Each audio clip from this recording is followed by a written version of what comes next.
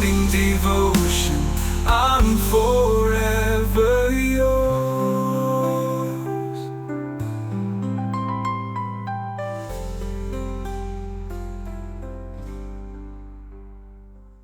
Praise God, hallelujah. കർത്താവ് നിങ്ങളെ ധാരാളമായി അനുഗ്രഹിക്കട്ടെ.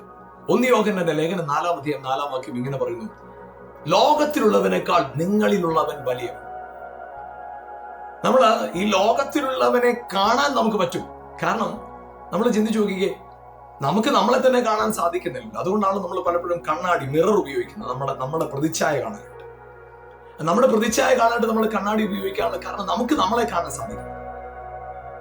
നമ്മൾ എപ്പോഴും കാണുന്നതല്ല, പുറമേ ഉള്ളവർ, ചുറ്റുപാടുള്ളവർ, അടുത്ത് നിൽക്കുന്നവർ, അകലെ നിൽക്കുന്നവർ, ശത്രുക്കള്, ഇവരൊക്കെ പലപ്പോഴും കാണുന്നത്. നമ്മളെ സഹായിക്കുന്നവർ, നമ്മളെക്കാൾ വലിയവർ.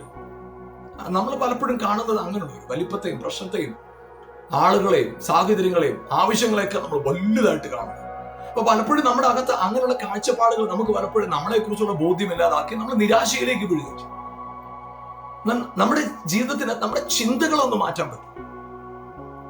ഞാൻ ഈ പുറമേ കാണുന്ന, ഈ പുറമേ കേൾക്കുന്ന, ഈ പറയുന്ന വ്യക്തികൾ, ചെയ്യുന്ന വ്യക്തികൾ, പോകുന്ന വ്യക്തികൾ, ഇതൊന്നുമല്ല എന്റെ റിയൽ ഞാൻ. എന്നിലെ റിയൽ ഞാൻ എന്ന് പറയുന്നത് എന്റെ അകത്തു വസിക്കുന്ന ദൈവം. അവന്റെ പ്രത്യേകത ലോകത്തുള്ളവനേക്കാൾ വലിയവൻ. അതായത് പ്രിയപ്പെട്ടവരെ, ഹല്ലേലൂയ, ജ്ഞാനികളോട് നിങ്ങൾ സംസാരിച്ച് നിങ്ങൾക്ക് മനസ്സിലാകും നിങ്ങൾ പ്രത്യേകത ഉള്ളത്. എന്നാൽ ജ്ഞാനമില്ലാത്തവരോട് നിങ്ങൾ സംസാരിച്ച് നിങ്ങൾക്ക് മനസ്സിലാകും നിങ്ങൾ ഒന്നിനും കൊള്ളത്തില്ല. കാരണം അവരവരുടെ കാഴ്ചപ്പാടുകളായിരിക്കും നിങ്ങളോട് ഷെയർ ചെയ്യുന്നത്. അത് നിങ്ങളെ നിരാശപ്പെടുത്തുക.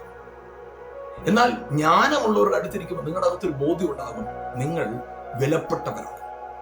പ്രിയപ്പെട്ടവരെ, നിങ്ങളുടെ ജീവിതത്തിന്റെ സാഹചര്യങ്ങൾ എന്തുമാകട്ടെ, നിങ്ങൾ മറക്കരുത്, നിങ്ങൾ പുറമേ കാണുന്ന നിങ്ങളുടെ ചുറ്റുപാടുകളുമുള്ള നിങ്ങളുടെ സാഹചര്യങ്ങളും സാധ്യതകൾക്കും എല്ലാം അതീതമായ ഒരുവൻ നിങ്ങളുടെ അകത്ത് വസിക്കും.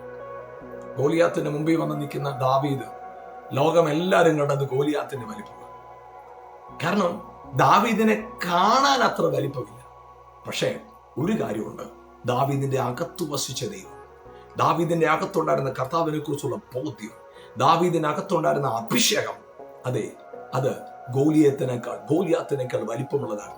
പ്രിയപ്പെട്ടവർ, നിങ്ങൾ മറക്കരുത്, നിങ്ങളുടെ വിഷയത്തെക്കാൾ, നിങ്ങളുടെ വെല്ലുവിളികളെക്കാൾ നിങ്ങളുടെ വിളി വലുതാണ്, നിങ്ങളുടെ അഭിഷേകം വലുതാണ്. ഒന്നുകൂടെ പറയാമോ? എന്നിലുള്ളവൻ ലോകത്തിലുള്ളവനേക്കാൾ വലിയവൻ. God bless you. ആമേൻ.